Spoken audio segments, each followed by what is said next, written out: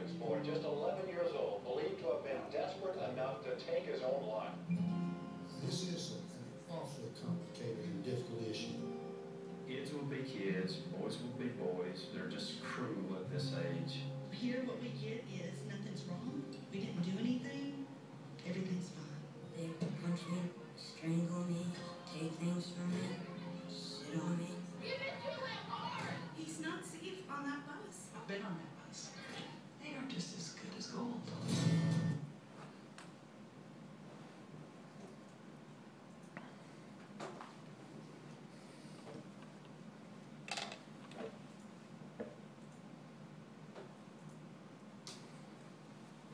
When Tyler Young, a 17-year-old high school student from Murray County, Georgia, was being verbally abused by classmates, he went to his teachers like any adolescent would do.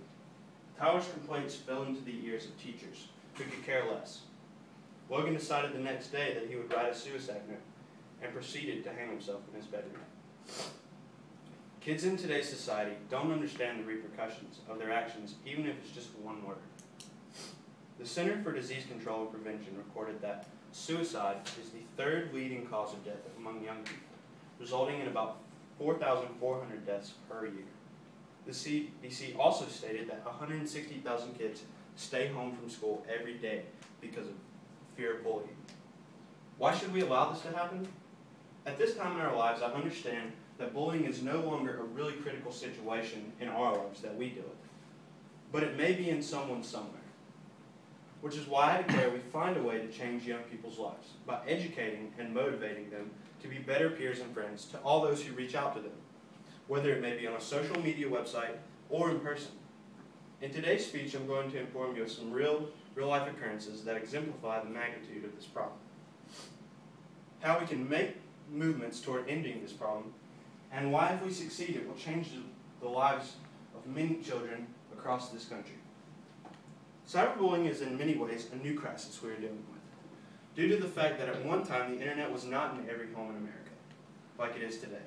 Social media networks now allow children and adolescents the opportunity to bully through chatting, messaging, and the all-new infamous subtweet, opening an array of ways for kids to lash out at each other.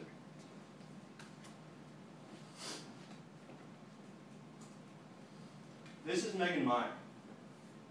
She was 13 when she hung herself in her closet with a belt. Megan killed herself due to a cruel hoax put on by Lori Drew, the woman to the right. Drew was 47 at the time and lived 4 houses down from Megan. Megan and Drew's daughter were once best friends, joined at the hip, supposedly. But when Megan changed schools and said she didn't want to hang out with Drew's daughter, they devised a plan to lash out at Megan by creating a fake MySpace by the name of Josh Evans, supposedly a hot young boy. Josh and Megan began to really like each other, but one day Josh randomly broke up with Megan. After having dated for only 1 week, Josh proceeded to tell Megan the world would be a better place without you. That night, Megan really took her life.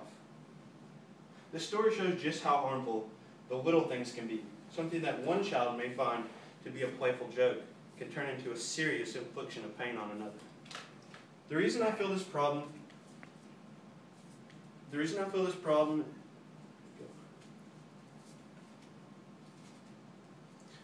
is important because I've seen it firsthand.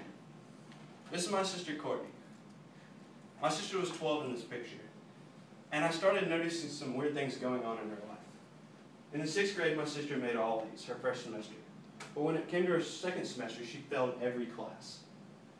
I couldn't believe that someone who had done so well her whole life could fall into a slump like that. But when I got to the bottom of it, I came to find out that kids at her school were making fun of her, calling her a nerd on MySpace. So my sister ended up failing the 6th grade due to a bully. This exemplifies just how important it is to me for us to motivate adolescents to make changes in the way they are treating their peers, because it really does bear a lot of weight on the child's self-esteem. This may have never been the case with people in this class, but it may be with someone you may know closely, a brother, a sister, a cousin. Whatever it may be, someone you know is being bullied in or out of class, maybe even both cases. The Center for Disease Control and Prevention stated that 1 in 10 teens don't tell a parent they have been a victim of cyberbullying. This is a relevant crisis in today's age of bullying because we may never know about it before it's too late. Ways I feel we can establish change in this bullying crisis would be to educate children and teachers further about the magnitude of bullying on social networks, text messages, and all ways that children can communicate with other children behind closed doors. By sitting children down and really preaching to them the importance of not bullying, we can change the way children act towards each other and how children see themselves. In America today, there are 45 states that have incorporated bullying laws to help proclaim a grasp on the situation. But it doesn't seem that it's working. I've incorporated this petition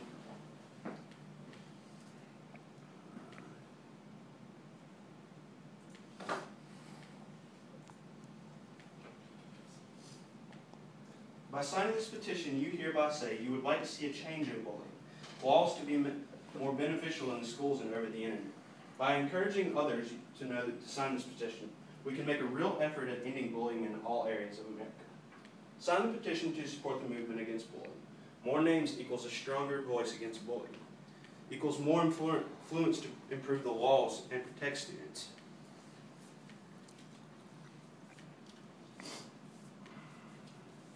Each one of us can help in some small way, whether it be by helping a sibling get through a bullying crisis, or just something you see on day in and day out of life. By being a courageous bystander, we can engage and support others who we see when something is not going right. By doing all these things, we will impact the lives of adolescents and set good examples for the future generations. If we do all of these things, hopefully a young child like Tyler and Megan won't even have the thought of taking their own life, and will allow them to live long and happy lives.